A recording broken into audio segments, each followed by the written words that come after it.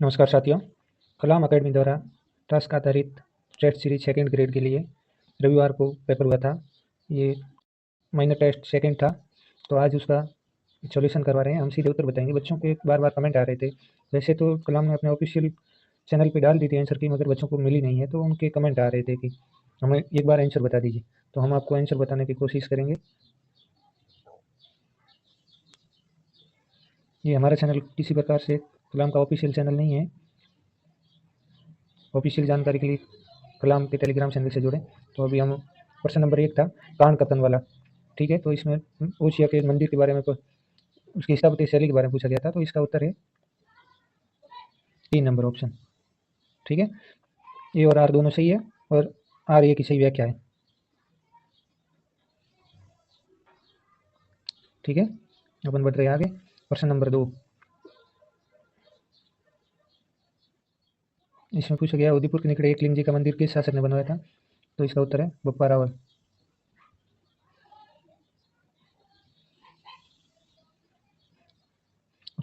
तीसरा सवाल है, ये कथन है, इनमें से कौन सा कथन सही कथन है, उसकी पहचान करनी है। तो इसका उत्तर है 2 नंबर।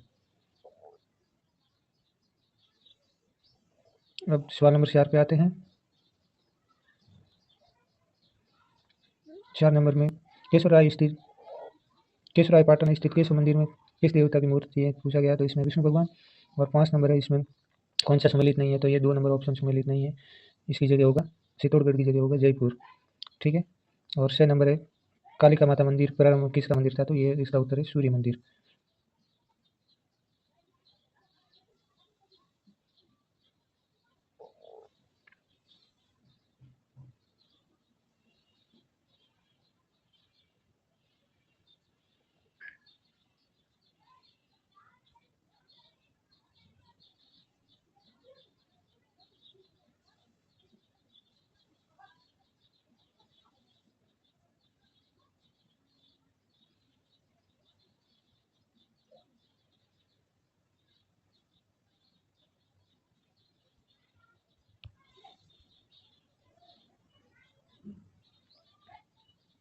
ये सूर्य मंदिर हो गया।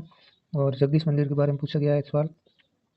इसमें कथन दिए गए हैं, तो इसका उत्तर होगा ए, बी और सी तीनों सही है। मैं सीधा आपको आज उत्तर ही बताऊंगा, काफ़ी बड़ा है और बार बार मैसेज आ रहे थे कि एक बार उत्तर बता दीजिए। सरसोमा का शिव मंदिर किस काल से संबंधित है। इसका जवाब है 3 नंबर गुप्त काल। नीलकंठ अलवर के विषय में कौन सा असत्य है। तो इसमें ये हनुमान जी की मूर्ति यहाँ पे नहीं है सैन मुद्रा में। और देलवाड़ा जैन मंदिर है, तो इसका ऑप्शन है 4 नंबर, ठीक है। और ये कांड कथन से संबंधित प्रश्न है 11 नंबर। जसनाथ जी ने मोक्ष के लिए गुरु के निर्देशन को अनिवार्य माना है। जसनाथ जी ने गोरमाली 12 वर्ष तक वो तपस्या की।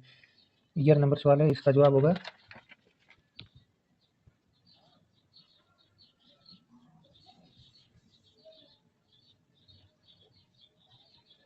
ए और आर दोनों सही है। आर ए की सही व्याख्या नहीं है, यही जवाब है इसका। और सलेमाबाद में निम्बार्क पीठ के संस्थापक परशुराम देव थे। दादू पंथ के संदर्भ में निम्नलिखित कथनों पर विचार कीजिए। इनमें दादू पंथ में मूर्ति पूजा और तीर्थ यात्रा का विशेष प्रावधान ये नहीं है। तो इसमें सत्य कथन हो गया 1 और 2। ऑप्शन नंबर 4 इसका उत्तर है। आप लगा दीजिएगा और कमेंट करके बताइएगा आपके कितने सवाल सही है। 5 नंबर है, राम सैनिक संप्रदाय के बारे में निम्नलिखित में से कौन सा कथन सत्य नहीं है।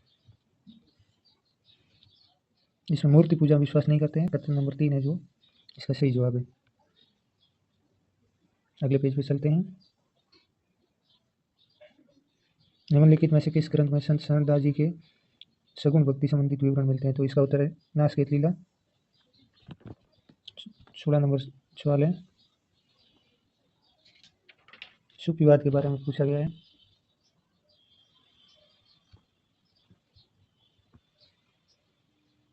ये कट्टरवादी दृष्टिकोण इन्होंने नहीं अपनाया था, तो ये सत्य कथन नहीं है। इसने पूछा है सत्य सही कथन नहीं है, तो इसका जवाब ये हो गया। प्रश्न नंबर 17 है, कोटा नाथद्वारा और कांकरोली में किस पंथ की पीठ है। तो इसका जवाब हो गया अपने वल्लभ पंथ। मारवाड़ में निर्गुण भक्ति द्वारा दलित वर्ग को, ये रानी रूपादेवी मल्लिनाथ जी उनके पति का नाम था, जिनके नाम से मल्लिनाथ जी के नाम से महारानी पश्चिम क्षेत्र को महारानी नाम से जाना जाता है। और ये बाबा रामदेव जी के कोड़ापन से संबंधित है।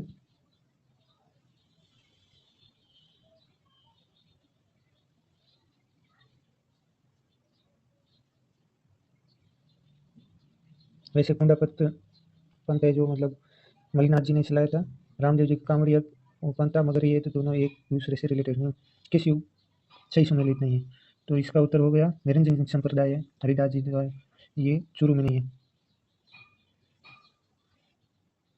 निर्गुण विचारधारा से कौन कौन संबंधित है, तो इसमें 2 नंबर ऑप्शन माओ जी है जो नहीं है।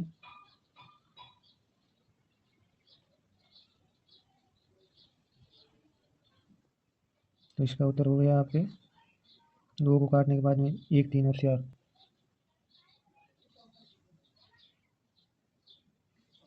निम्नलिखित में से आंतरिक प्रवाह की नदी नहीं है, आंतरिक प्रवाह की नदी, इसका जवाब है आपके सागी नदी। ये लूणी की सहायक है। निम्नलिखित खंभात की खाड़ी में गिरने वाली नदियां हैं, तो इसमें होगी 2 और 3 मई और साबरमती। 2 और 3 कौन से ऑप्शन में? 3 नंबर में। बढ़ते हैं अगले पेज की तरफ। निम्नलिखित में से कौन सी एक नदी उद्गम स्थल सम्मिलित नहीं है, तो इसका जवाब हो गया आपके सोम नदी गुजराल की पहाड़ी, ये सम्मिलित नहीं है।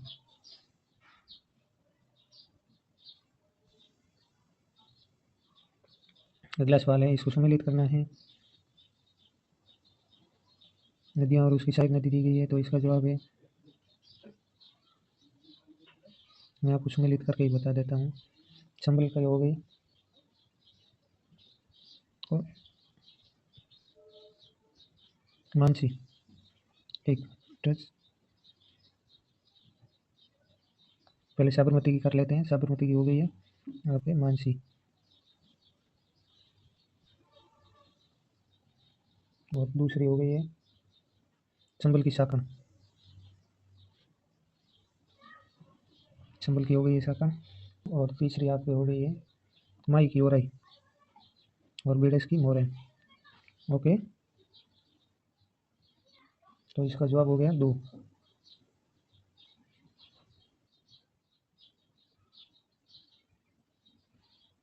जवाब नंबर 2, ऑप्शन नंबर 2 इसका राइट आंसर है। लूणी नदी की सहायक नदियों को उत्तर से दक्षिण की दिशा में जोड़ना है, तो इसका तो ABCD सही है। बांडी, सुकड़ी, ज्वाई और सागी। ये सागी जो अभी ऊपर आया था ऑप्शन, आंतरिक की नहीं है। 3 नंबर ऑप्शन हो गया इसका जवाब। चलते हैं अगले सवाल की तरफ। ये कौन सी नदी दर्शाई गई है, इसमें पूछा गया है, तो ये तो हो गई आपके पश्चिम बनास।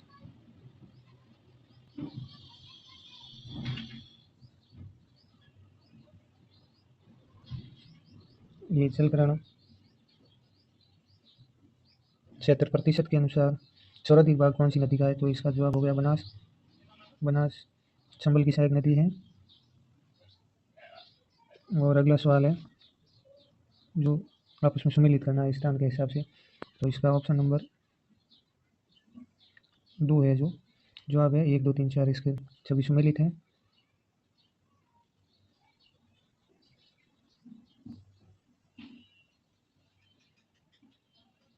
ठीक है,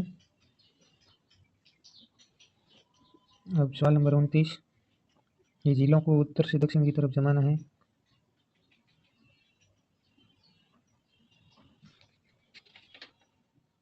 तो इसमें सबसे ऊपर आ जाएगी पीतमपुरी, फिर सांबर, पचपदरा और आनंद सागर। ऑप्शन नंबर 4 इसका सही जवाब है। खारे पानी की झील नहीं है, खारे पानी की झील तो इनमें से कायलाना नहीं है, बाकी वाले तो पलवती, जगराना, कावती है, तो खारे पानी की है।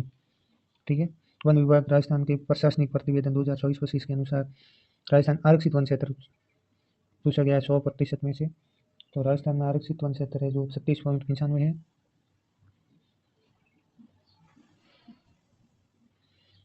Indian state of forest report 2023 के अनुसार सबसे अधिक कुल वनावरण क्षेत्र वर्ग किलोमीटर जिलों का युग्म पूछा गया है इसमें, तो इसका वन सबसे ज़्यादा थे उदयपुर और उसके बाद है अलवर। ऑप्शन नंबर 2 इसका राइट आंसर।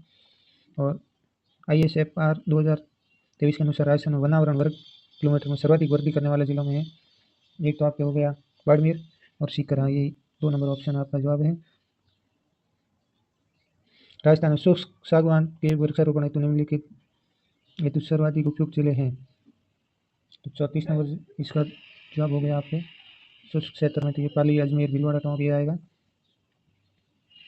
अगला सवाल है राजस्थान वन नीति 2023 के संबंध में निम्नलिखित कथनों पर विचार कीजिए। यह वन नीति 2010 को प्रतिस्थापित करती है, ये कथन सही है। यानी इस नीति में एक लक्ष्य रखा है कि संरक्षित वनों को राज्य के भौगोलिक क्षेत्र का 10% तक बढ़ाया जाएगा, ये गलत है। इस नीति में ये लक्ष्य रखा गया कि आगामी 20 वर्षों में वनस्पति और आवरण को राज्य के भौगोलिक क्षेत्र में 20% तक बढ़ाया जाए। इसमें सही कथन हो गया ए और सी। ऑप्शन नंबर है एक इसका जवाब। निम्नलिखित विशेषताओं के आधार पर वन क्षेत्र की पहचान कीजिए। यह वन राजस्थान के कुल वन क्षेत्र में 1/2% से भी कम क्षेत्र में पाए जाते हैं। इन वनों में मुख्यतः आम, बांस, सागवानी आदि के वृक्ष पाए जाते हैं। यह वन मुख्यतः माउंट आबू क्षेत्रीय पर्वतीय क्षेत्र में पाई जाती है। ये विशेषता देती है और इसके हिसाब से आपको बताना है ये कौन से वन की विशेषता है। तो ये हो गई उपोष्णकटिबंधीय सदाबहार वन की, ये माउंट आबू वगैरह आ गए। तो इसमें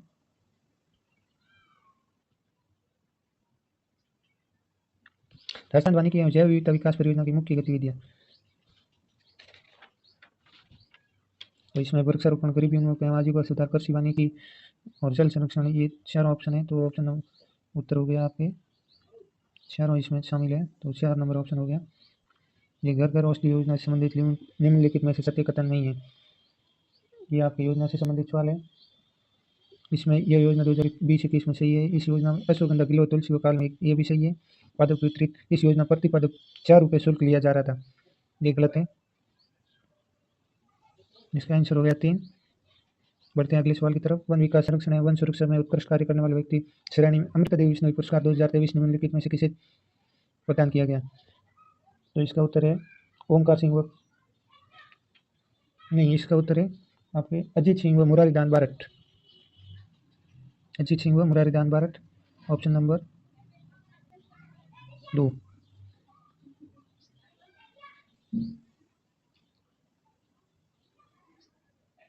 40 नंबर है चैंपियन एसोसिएट ने 1968 में राजस्थान के वनों की 2 प्रमुख भागों में वर्गीकृत किया, जिसे आगे 20 प्रकार के वनों में वर्गीकृत किया गया। निम्नलिखित में कौन से वन का प्रकार राजस्थान में सर्वाधिक कुल वनों का सर्वाधिक प्रतिशत रखता है। तो इसका उत्तर हो गया 2 नंबर